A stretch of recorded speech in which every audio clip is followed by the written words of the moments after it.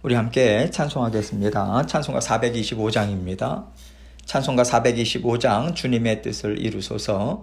우리 함께 찬송하겠습니다. 주님의 뜻을 이루소서. 고요한 중에 기다리니 진흙과 같은 날 빚으사 주님의 영상 만드소서. 주님의 뜻을 이루소서. 주님 발 앞에 엎드리니 나의 맘속을 살피시사 눈보다 희게 하옵소서. 주님의 뜻을 이루소서. 병들어 몸이 피곤할 때 권능의 손을 내게 펴사 강건케 하여 주옵소서. 주님의 뜻을 이루소서. 온전히 나를 주장하사 주님과 함께 동행함을 만민이 알게 하옵소서. 아멘. 기도하겠습니다. 하나님 아버지 감사합니다. 부족하고 또 연약한 우리를 아버지 하나님께서 만나주시고 또 아버지 하나님의 자녀 삼아주시고 날마다 구원의 여정 함께 동행해 주셔서 감사합니다. 아버지 하나님의 은혜와 십자가 보혈의 그 사랑이 아버지 하나님의 자녀들 위해 풍성하게 날마다 변함없이 베풀어짐을 우리가 믿는 믿음으로 주님 안에서 안식하고 평강을 누리고 또 아버지 하나님께 감사하고 자족하는 저희의 모든 삶이 될 수 있도록 은총 베풀어 주옵소서. 오늘도 아버지 하나님께서 우리 모든 성도님들께 아버지 하나님 하루를 또 허락해 주셨습니다. 아버지 오늘도 주님의 말씀 기억하고 우리의 주인 되어 주시고 아버지 되어 주신 아버지 하나님께서 아버지 함께 순간순간마다 우리의 손 붙들고 전진하시고 동행하고 계심을 믿는 믿음으로 바라보고 오늘도 승리의 하루를 주님 앞에 올려드리는 저희 모두가 될 수 있도록 은총 베풀어 주옵소서. 건강 지켜주시고 우리의 마음의 평안함도 담대함도 허락하여 주옵소서. 모든 영광을 아버지 하나님 앞에 올려드리오며 예수님 이름으로 기도합니다. 아멘. 하나님 말씀 로마서 9장 19절로 24절입니다. 로마서 9장 19절로 24절 말씀 제가 읽습니다. 혹 너가 나에게 말하기를 그러면 하나님이 어찌하여 허물하시느냐 누가 그 뜻을 대적하느냐 하리니 이 사람아 너가 누구이기에 감히 하나님께 반문하느냐 지음을 받은 물건이 지은 자에게 어찌 나를 이같이 만들었느냐 말하겠느냐 토기장이가 진흙 한 덩이로 하나는 귀 쓸 그릇을 하나는 천이 쓸 그릇을 만들 권한이 없느냐 만일 하나님이 그의 진노를 보이시고 그의 능력을 알게 하고자 하사 멸하기로 준비된 진노의 그릇을 오래 참으심으로 관용하시고 또한 영광 받기로 예비하신 바 긍휼의 그릇에 대하여 그 영광의 풍성함을 알게 하고자 하셨을지라도 무슨 말을 하리요 이 그릇은 우리니 곧 유대인 중에서뿐 아니라 이방인 중에서도 부르신 자니라. 아멘. 예수 그리스도께서 우리를 구원해 주시고 우리에게 새 생명을 주셨다라고 하는 것에는 주님이 우리의 인생을 책임지신다는 의미가 담겨 있습니다. 주님께서 우리에게 새 생명을 주셨다면 그 생명으로 잘 살아가는 길 또한 주님이 책임지고 인도하신다라고 하는 약속을 우리는 받아들인 거예요. 그래서 저는 하나님이 베풀어 주신 구원을 믿음으로 받아들였습니다. 이것으로 끝나는 것이 아니라 계속해서 구원의 여정을 주님과 함께 이루어 가겠습니다. 이 약속도 함께 포함된 것이 예수님을 구주로 영접한 사건인 거죠. 하나님께서 우리에게 약속을 신실하게 이루어 주십니다. 그런데 하나님이 구원 여정을 우리와 함께 동행해 주시는 데 있어서 무엇이 문제가 있냐면 우리에게 죄가 완전히 떠난 게 아니라는 거예요. 죄의 뿌리, 사망 권세, 원죄의 문제는요, 예수 그리스도께서 깨끗이 제해 주셨습니다. 우리가 주 예수 그리스도를 믿음과 동시에 우리의 죄를 깨끗이 씻겨주시는 하나님의 은혜를 우리는 체험하죠. 그러나 우리는 육신을 입고 있잖아요. 육신의 편안함과 즐거움, 이런 것들이 우리에게 생길 수밖에 없는 거거든요. 그러면 우리는 이런 죄성을 갖고 있고 연약함, 이런 그 육신의 정욕을 갖고 있는데 어떻게 주님과 함께 구원의 여정을 만들어갈 수 있을까? 우리의 죄를 참아주시고요, 연약함을 용납해 주시는 주님의 은혜가 없다면 우리는 주님과 동행할 수가 없어요. 그래서 사도 바울은 처음부터 하나님의 오래 참으심과 죽기까지 사랑하시는 예수 그리스도의 사랑, 용서해 주시고 품어 안아 주시는 그 은혜와 긍휼 없이는 구원 여정은 우리에게 있을 수 없다, 이것을 분명히 말해주고 있습니다. 그런데 이렇게 일방적인 은혜와 일방적인 사랑과 일방적인 긍휼을 우리가 받으면서 살고 있는데 하나님이 우리의 인생을 책임져 주신다라고 하니까 죄성과 이기심으로 이것을 잘못 사용하는 심령들이 하나님 앞에 이렇게 얘기를 하는 거예요. 하나님이 책임지시는데 제가 할 게 뭐가 있겠습니까? 그저 즐겁게 제 마음 가는 대로 인생을 살면 되는 것이고, 또 하나님이 죄 짓지 않게 막아주시고 하나님이 기뻐하시는 길로 가게끔 이끌어 주시면 되는 거죠. 또 죄를 지었다면 그게 어떻게 우리 책임이겠습니까? 하나님 책임 아닌가요? 여러분, 하나님께서 우리에게 은혜와 긍휼을 베풀어 주신다는 것은요, 우리가 허수아비처럼 살아도 된다는 것이 아닙니다. 아무 생각도 없고 아무런 의지도 없고 무기력한 상태에서 우리를 살게 하시려는 것이 아니에요.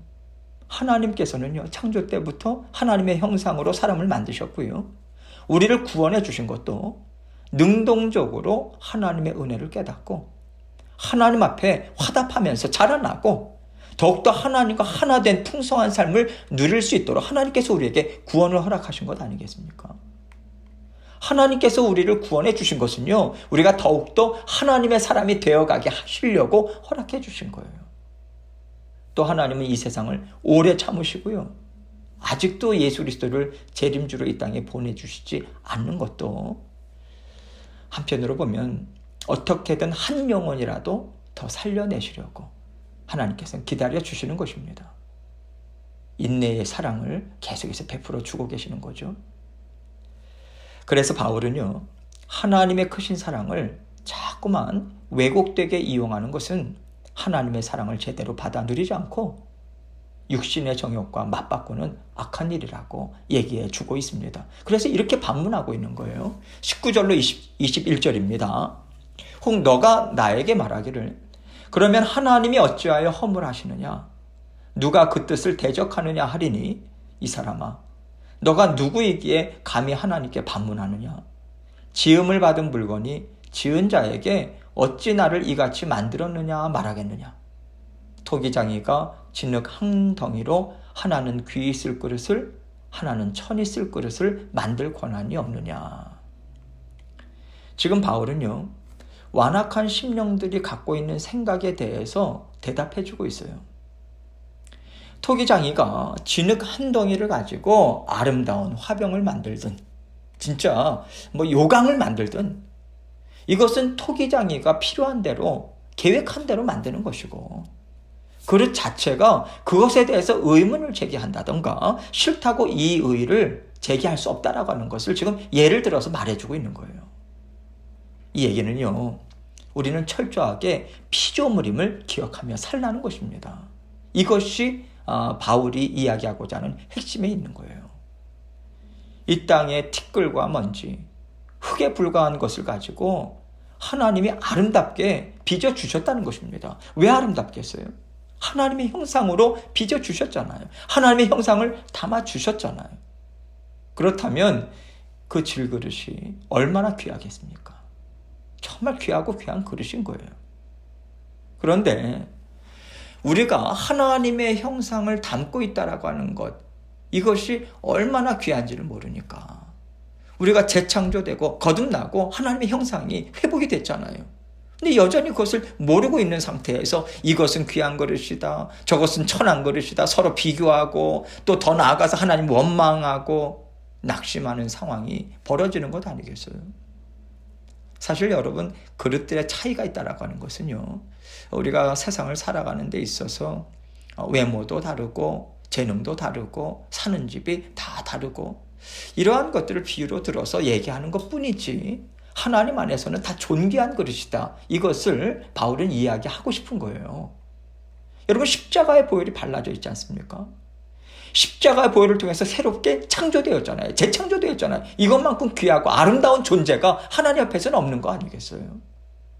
그래서 우리가 자꾸만 눈에 보이는 세상의 것들로 비교하면서 생각해서는 안 되는 거예요.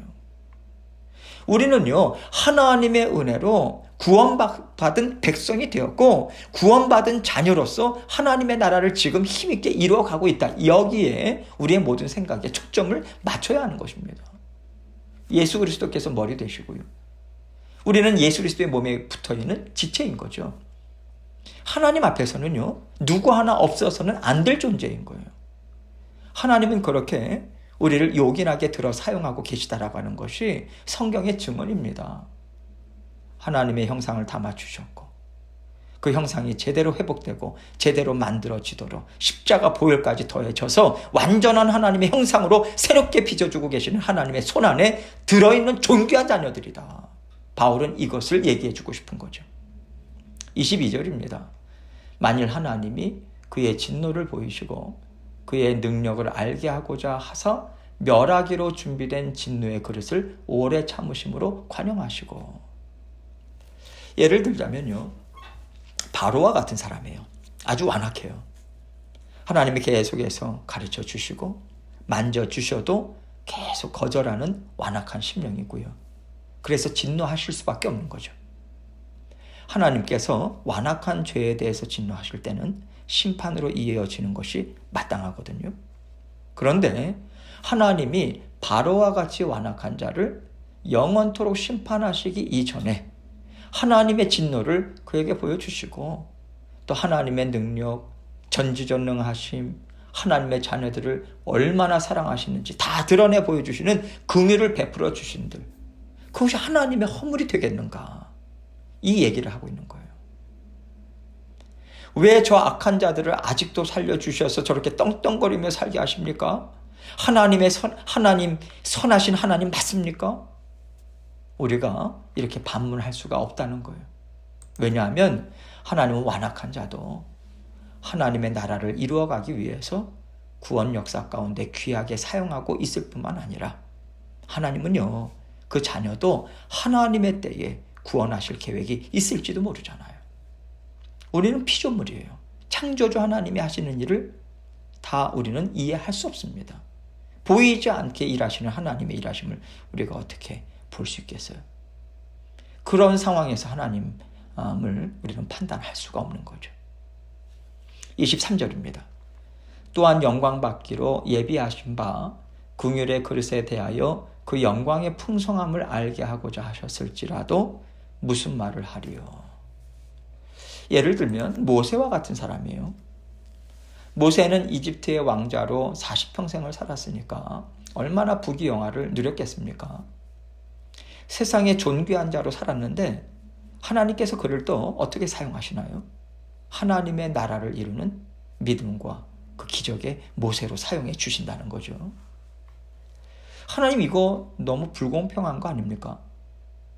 왜 이 사람은 간증거리만 만들어 주시고 놀라운 역사를 만들어 주십니까? 왜 그 사람에게만입니까? 하나님 너무 이 사람에게만 편애하시는 거 아닙니까?